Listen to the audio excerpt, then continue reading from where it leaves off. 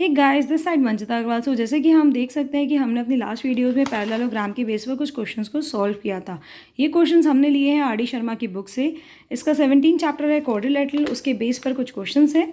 ये उसका क्वेश्चन है, in the figure A B C D and A E F G are the parallelograms if angle C is equals to 55 degree and what is the measure of the angle F. So A B C D एक parallelogram है, इसके साथ ही एक और आपको short parallelogram दे रखा है, that is a E F जी।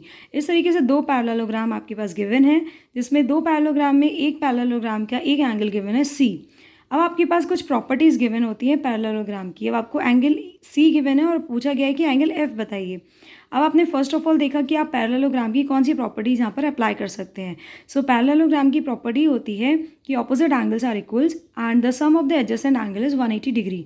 सो यहाँ पे ऑपोजिट एंगल्स कौन कौन से हैं। So we have angle A and angle C are the opposite angles and in parallelogram A B C D. Now in parallelogram AEFG, we can say that angle A and angle F are also opposite angles. So the value of the angle A will be the value of angle F. So बस इसको हमने wordings में लिख दिया, यही इसका answer है। आइए देखिए कैसे लिखेंगे। So given angle is angle C is 55 degree. Now in parallelogram ABCD, angle DAB is equals to angle DCB. So angle A is 55 degree, which is equals to angle C 55 degree. Opposite angles. Similarly, in the parallelogram AEFG, we can say that GAE is equals to GFE. So इस तरीके से आपने दोनों angles को यहाँ पर mention कर दिया है। Now from equation 1 and 2, we can say that angle DCB, which is equals to angle GFE. So both are 55 degree.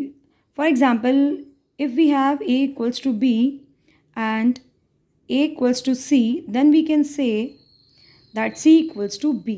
सो ये होता है हमारी प्रॉपर्टी कि अगर आपके पास कोई एक वैल्यू है जो सेकेंड वैल्यू के इक्वल है और सेम वही वैल्यू एक थर्ड वैल्यू के इक्वल है, दैट मीन्स सेकेंड और थर्ड वैल्यू एक दूसरे के इक्वल्स आ जाती हैं।